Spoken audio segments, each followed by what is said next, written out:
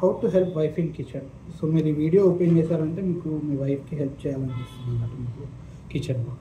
So ఏం చేయాలో తెలియట్లేదు. So there are two things. First thing వచ్చేసి మీకు దేంట్లో బెటర్ అని చెప్పేసి తెలుసుకోవాలి, cooking or else cutting. So and కుకింగ్లో వచ్చేసి చాలా ఉంటాయి. బ్రేక్ఫాస్ట్ చేయడం బెటరా, చాలా కరెక్ట్ ఉంటుందా మీకు, లేకపోతే నాన్ వెజ్ ఐటమ్స్లోనా లేకపోతే వెజ్ ఐటమ్సా, what you are best in.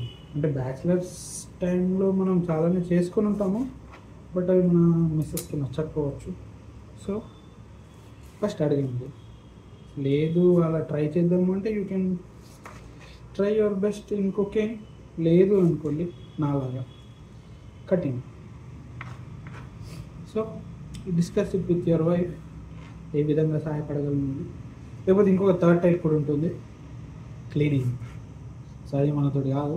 So నేను కటింగ్ మాత్రం చేస్తాను. ఇంకా మా ఇంట్లో ఎట్లయినా పని పిల్ల ఉంది కాబట్టి తను క్లీనింగ్ పని చేసుకుంటుంది, మేము కుకింగ్ అండ్ కటింగ్ పని చేసుకుంటాం. So non veg my favourite and నాకు నాన్ వెజ్ కుకింగ్ బాగానే వస్తుంది. So sometimes I help in cooking non veg or else I help in cooking some breakfast, లేదంటే ఇలా కటింగ్ చేస్తూ ఉంటాను అన్నమాట. సో మీరు కూడా మీకు నచ్చింది మీరు చేయగలిగింది ఏదైనా ఉంటే తన కిచెన్ని గజ్జి చేయకుండా హెల్ప్ చేయండి, లేదనుకో డబుల్ పని అవుతుంది. సో అది కూడా ఇంపార్టెంట్ అండి. సో మీకు కటింగ్ వచ్చినా కూడా నీట్గా కట్ చేస్తారా లేకపోతే కిచెన్ అంతా గజ్జి చేస్తారా అనేది చూసుకోవాలి. ఎందుకంటే మళ్ళీ మీరు హెల్ప్ చేసేది 1% అయితే మళ్ళీ క్లీనింగ్కి అది ఇంకా డబుల్ అయిపోతుంది అంట. చూసుకోండి. ఓకే,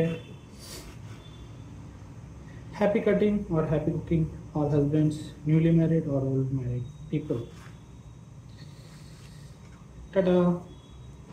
కటింగ్ చేసుకోవాలి.